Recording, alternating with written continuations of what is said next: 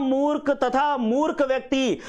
व्यक्ति जब महामूर्ख की बात करता हूं तो 0 से लेके 20 या 25 के बीच में महामूर्ख है, लेकिन 20 या 25 से लेके 50 के बीच में मूर्ख व्यक्ति है। आपको जानकारी हो, ज्यादातर विद्वानों की किताब में आपको यह आंकड़ा मिलेगा, लेकिन मैं फिर कह रहा हूं कहीं कहीं पर अगर कंफ्यूजन होता है तो आप उस कंफ्यूजन को भी बिल्कुल दिमाग के अंदर रखें। महामूर्ख तथा मूर्ख व्यक्ति, आपको जानकारी हो, महामूर्ख तथा मूर्ख व्यक्ति अल्प समय में, जब अल्प समय की बात करता हूं तो 50 से लेके 70 के बीच, 50 से लेके 70 के बीच में विद्यार्थियों, मैं यहां पर फिर बता दूं, डाउट ऑफ बेनिफिट देने के लिए यहां पर अपने को ध्यान रखना है कि कई किताबें 25 से लेके 60 के बीच में भी मूर्ख को लिखती है, 50 से 70। अब मूर्ख से अच्छी कैटेगरी अल्प को माना है, तो ऐसी स्थिति के अंदर जो बेस्ट कॉम्बिनेशन बता रहा हूं, मान लो किसी की बुद्धि लिप्ति परीक्षा में 55 आ गई, अल्प ऑप्शन में नहीं है, आपको जानकारी हो, तो ऐसी स्थिति में 20 या 25 से आप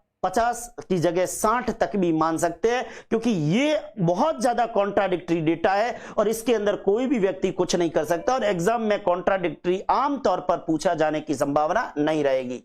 आपको ध्यान हो, महामूर्ख 0 से 20 या 25, मूर्ख 20 या 25 से 50, अल्प 50 से 70, निश्चित क्षीण 70 से कम, 70 से कम निश्चित क्षीण, और क्षीण आपके आ जाएगा 70 से 80। इसका मतलब है कि 70 से 80 वाला क्षीण है, पर 70 से कम तो निश्चित क्षीण है, और 80 से 90 आ जाएगा मंद बुद्धि, सामान्य आ जाएगा 90 से लेके 110 के बीच में। आपको ध्यान हो, श्रेष्ठ आ जाएगा 110 से 120 के बीच में, अति श्रेष्ठ आ जाएगा 120 से 140 के बीच में, और प्रतिभाशाली आ जाएगा 140 प्लस के ऊपर। विद्यार्थियों, बहुत अच्छे से इस टेबल को दिमाग में बिठाइएगा। महामूर्ख 0 से 20 या 25, मूर्ख व्यक्ति 20 या 25 से 50, अल्प व्यक्ति 50 से लेके और 70,